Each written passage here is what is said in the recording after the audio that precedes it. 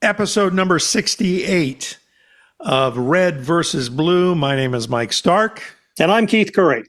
You're going to be taking some time off, right, Keith? Gonna sail the seas. We thought we'd get one more episode in before you leave, and there is plenty to talk about. There is no doubt about that. Let's start with the shutdown. Well, Mike, it was the longest shutdown yet in U.S. history, 40-plus days before they finally came back. So let me ask you, as I have looked at social media, I see my Democratic friends are not happy with the Democrats in the Senate who reopened the government. What do you think? Well, you know, we talk a lot on this show about you not having a party any longer, that you're a lost soul in the Republican Party as it's structured today. Well, I sort of feel the same way right now about the Democrats. Yes, I think they did cave. Well, they're certainly getting the blame for it, and social media is certainly going after them. And Chuck Schumer, who actually voted against the reopening, is become the personification of that anger, which is broad and deep amongst Democrats for having participated, having led the shutdown, caused the shutdown, but then having not gotten really anything other than keeping people in their jobs and back pay as part of coming to the table. Right. But, you know, when you look at this historically, the party that shuts the government down always loses. Typically, it's been the Republicans. It cost Newt Gingrich seats. It cost Trump seats when he tried to do it. The party always loses that shuts the government down. And this one, we got to the point with between air traffic control and TSA and parks and the Bureau of Labor Statistics and the military, and particularly these supplemental nutrition payments, all of which were in the Republican bill, but were being held hostage. They got to a breaking point, and I consider them to be responsible. Democrats came, they made a deal to get people paid back pay and an agreement to vote separately on the Obamacare issue and went back. And for that, they are vehemently opposed by their Democratic constituents, particularly the more progressive ones. But nonetheless, the government is open, and we're off to the races. Now, it's interesting to note the Democrats were holding out on this, Mike, because Obamacare subsidies are going to go away and premiums are going to rise 200 to 300%. Now, I just looked at my health insurance. It's going to rise a very healthy 10.2% next year. But Obamacare is at a league of its own in terms of cost increases, which begs the issue, was Obamacare such a good idea to begin with? And so the Democrats had somewhat of a muddled message there. We're going to see where this goes. The Republicans still haven't got a health care bill. Johnson said, we'll have a bill out tomorrow. Another guy said, we'll have a bill out in January. Trump wants to just give cash to people. And of course, if you give cash to people, healthy people pocket the money, buy a extraordinary care policy and pay out of pocket for their doctor visits because they don't go very often. Right. And in the meantime, the insurance industry is hobbled with all of the really sick people, which makes the economics even worse. So it is a mess, but we are back. Government is reopened. And there have been winners and losers that have come out of this. I wanted to say one thing about the Obamacare thing, and I think this gets lost a little bit. When the Affordable Care package passed, even President Obama at the time said, this is not a perfect situation and we need to start tweaking it. And there was never any tweaking done because a lot of times the Republicans were holding things up. The Democrats didn't push forward. So in defense of Obamacare, it is not the perfect package, but it's better than what the Republicans have presented. Well, that's right. And we'll see if the Republicans are, in fact, able to improve it. The whole repeal and replace thing, they never really had a replace option. And we'll see if they have any success in getting to one. I'm not particularly optimistic about that.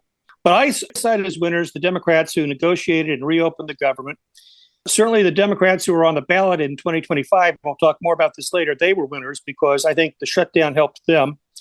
And of course, the American people and the economy are winners because now government is reopened. The air traffic controllers are coming back to work and SNAP benefits are being paid and the military and federal employees are getting paid. There was a ding on the economy.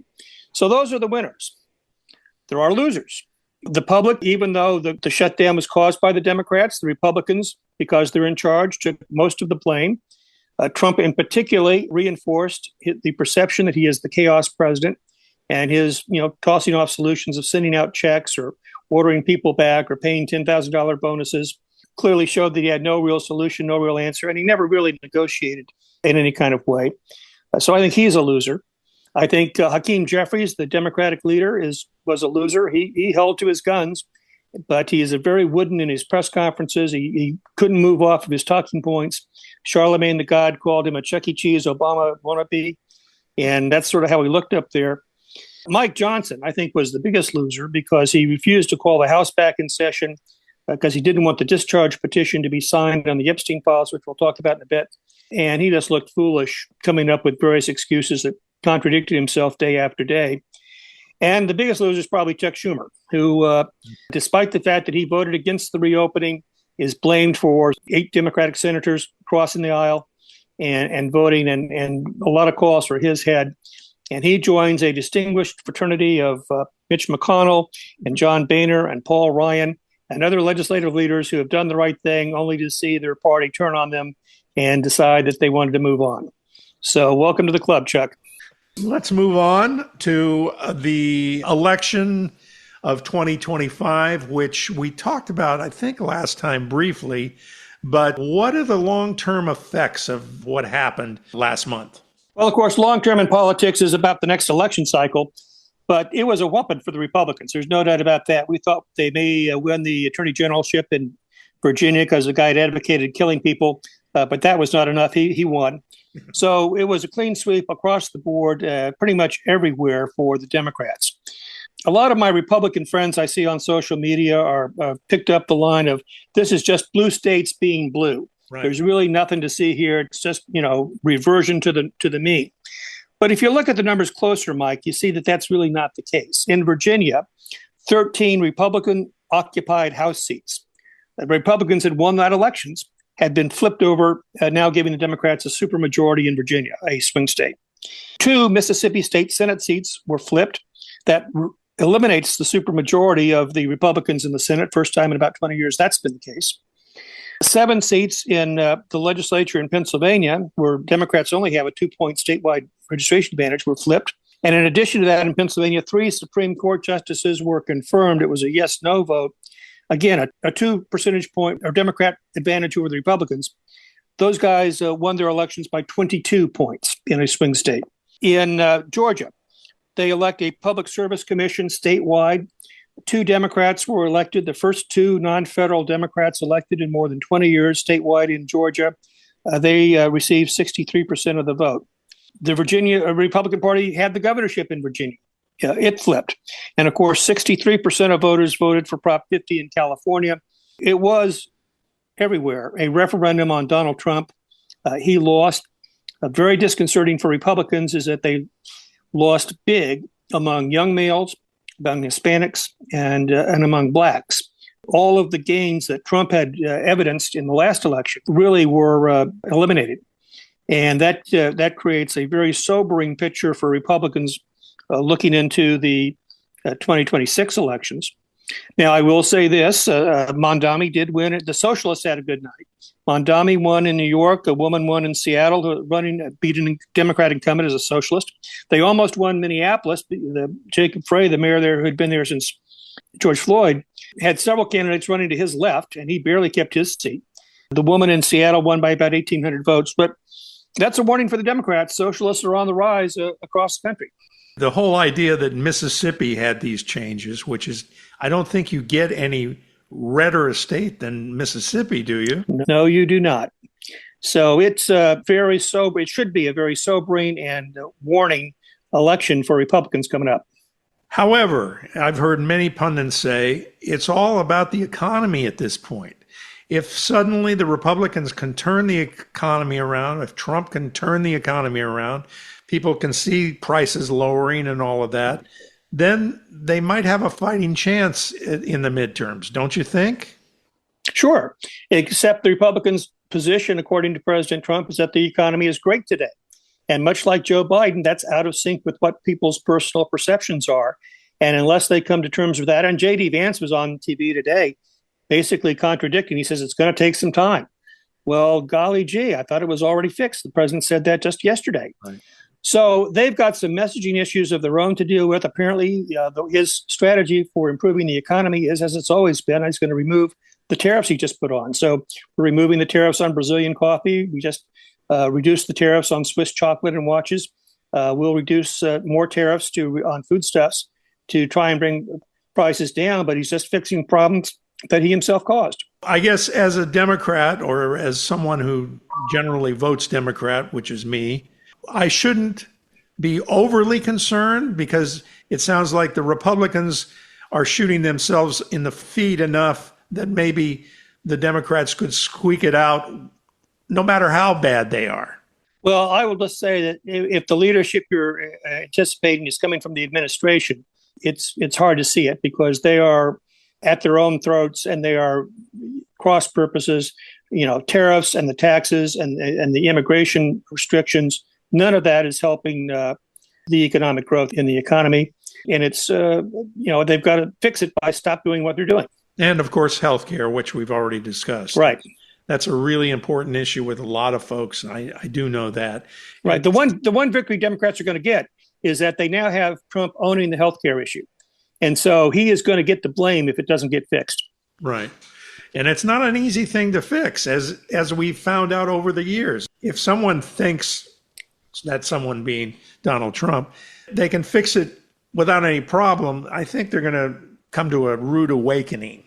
Well, he tried the 50-year mortgage idea this week. That sort of got banned. And now he's apparently pissed off at Pulte for even bringing the idea to him on a card. He had a card with Roosevelt with 30-year mortgages and Trump with 50-year mortgages. And he turned around and put it on his X account. And of course, he got immediately panned by it. And there's been all kinds of memes about it. Right. And so now he's upset with Pulte for bringing the idea forward. That would not have been something that would have been economically helpful to most Americans. I think the last thing on our plate, which is a big one, especially the last couple days, the Epstein situation. Mike, the eternal wisdom of Watergate is that the cover-up is always worse than the crime. Yeah. And nowhere more is that being evidenced than in the ham-handed efforts of Donald Trump and the Epstein files. He's tried to make this issue go away. He has failed spectacularly.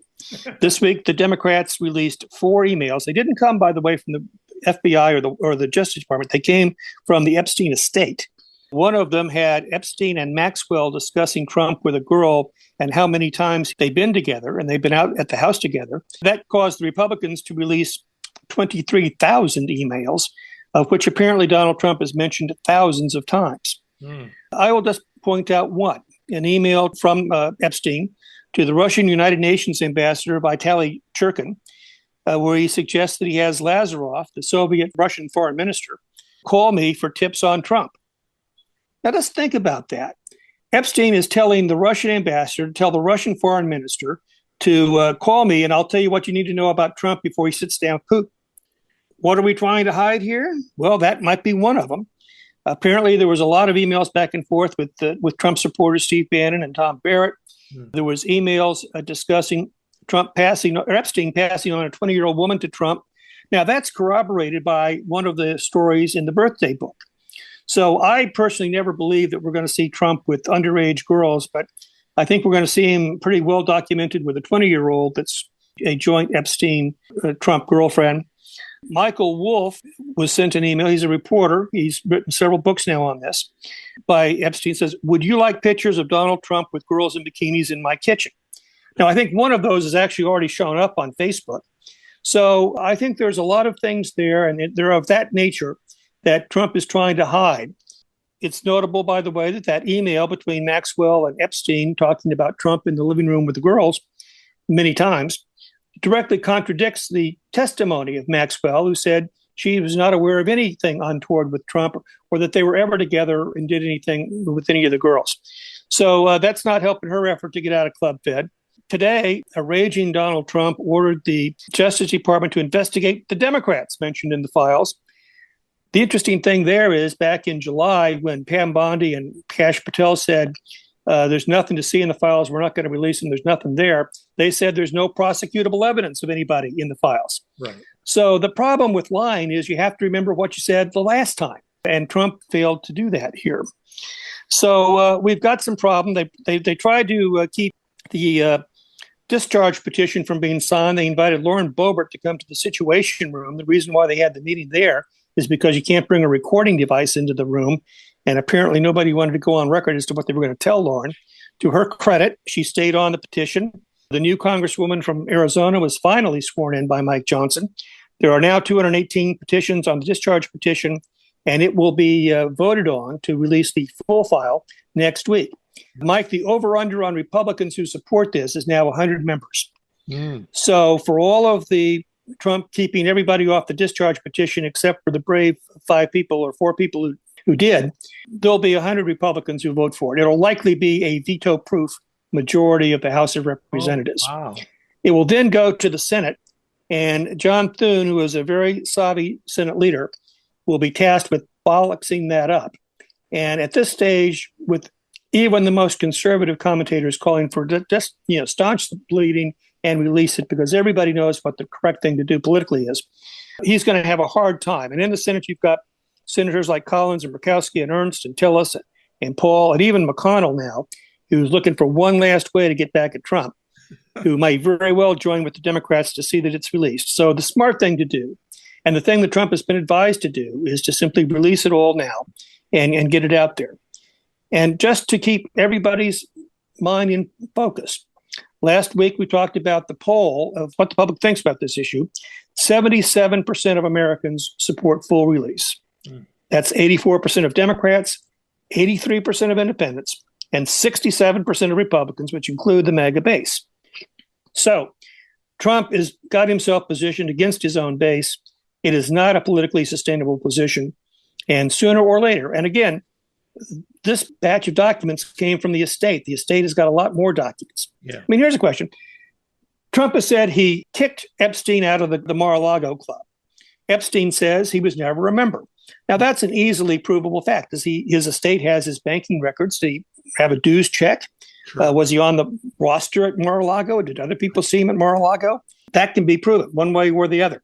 So that's just one example of more facts that are going to get cross-checked and double-checked. It's all going to come out. They should just bite the bullet and do it now. The one gnarling question in my mind through this whole thing is that when the Democrats were in power, why didn't they release it? Is it because when it is released, it's going to be, it might be Donald Trump, but it might be a lot of other folks that are affiliated with the Democratic Party, Clinton, and others, right? Could that be why the Democrats didn't pursue this further? Well, I think they probably had a little bit higher standards of propriety of how to act at the Department of Justice. Not much higher, but some higher. I think that there's probably not evidence that Trump was a perpetrator of underage girls, and so that was the big issue. And so, without that being there, they didn't do it. Yes, it would have backsplashed a lot of Democrats. They tried to avoid that, including some of the people who were in Clinton's cabinet or staff, right. And certainly had worked for Barack Obama. Larry Summers is frequently mentioned and is a frequent discussant with Epstein. And they thought they were going to be around for a while. They had Trump in 3 different trials, and this was sort of the icing on the cake when it was time to pull the cake out of the oven. Right. And plans changed. But too many lawyers, too many victims, too many FBI agents, too many plaintiffs in lawsuits all have information that will eventually come out, sort of irrespective of whether the FBI releases its file. But it will force the hand of the FBI to release it whole. Yeah, and I think at the end of the day, it probably will affect Trump to some degree, but it's going to affect a lot of other people as well. It will. What it's showing is the sort of crazy, extreme efforts that he's going through to prevent the release of this data. I understand on Tuesday next week, the victims are going to gather again on the Capitol steps in advance of the House vote. And I think that's going to really set off a stampede. A lot of the opposition to this is, well, we want to protect the victims and, innocent people. And the victims are going to stand on the steps and say, do us the righteous and release it now. Right. Well, we will see how that goes. I think it's going to get released eventually. And let the chips fall where they may, as far as I'm concerned, no matter who's involved. This needs to be settled. And then we can take that off the table, right? And do the work of the people. Let's hope that's the case. But yes, it does need to be released. The people need to know. The cover-up needs to end. and let the chips fall where they may. Absolutely. All right. Are you ready for vacation, pal? I am. Okay. Well, I'll tell you what. I'm gonna give you the next couple weeks off at least. Okay, and then hopefully you'll come back ready to go again after a well-rested vacation. I'm sure there's going to be plenty of us for us to talk about. Absolutely. All right. That's going to do it for another edition of Red versus Blue. We will see you next time after Keith gets back from his vacation. And we appreciate it.